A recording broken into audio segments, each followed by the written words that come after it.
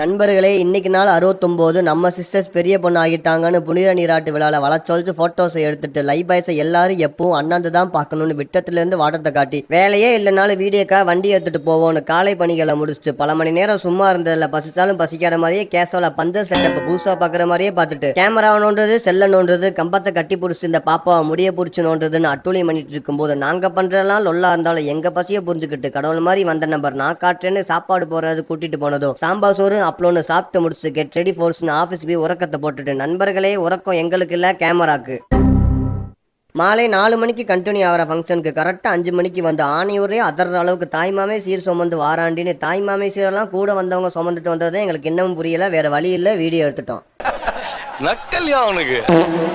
தம்பி செல்ஃபியில் குறி மண்டையை காட்டி அண்ணன் ட்ரெண்டிங்கான நாட்டிய நடனத்தை போட்டு அழுத்தி குத்துங்கன்னு என்கரேஜ் பண்ணிட்டு கிம்பலை பிடிச்சி சீப்பை போட்ட சரணா ரோலிங்கில் விட்டு அடுத்தடுத்து சீர் கொண்டு வந்தவங்கள வீடியோஸ் ஃபோட்டோஸ்னு எடுத்துட்டு எங்கே பார்த்தாலும் லைவ் பாய்ஸ் தான் ஆள் பார்த்தோன்னே ஆள்கிட்ட பேசிட்டு கட் பண்ணி ஃபோனை பாக்கெட்டில் போட்டு பட்டாசை பறக்க விட்டு நண்பர்களே பட்டாசை பறக்க விட்ட வீடியோவை பயலுக டெலீட் பண்ணனால அதை பதிவு பண்ண முடியாததுக்கு மன்னிப்பு கடிதம்.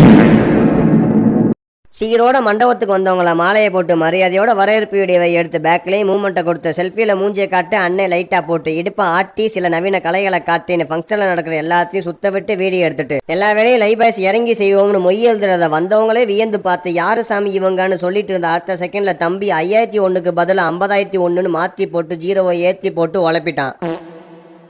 பேனாவை கொடுங்க சரவணான்னு ஆர்வத்தில் வாங்கினதுக்கு அப்புறம் தான் தெரியுது அவசரப்பட்டுட்டோமேன்னு. ஒரு வகையில் பெண்கள் சுற்றி இருந்தாலும் உட்காந்து மொய் எழுதுறவனுக்கு தான் தெரியும் அவனோட குறுக்கு வழி.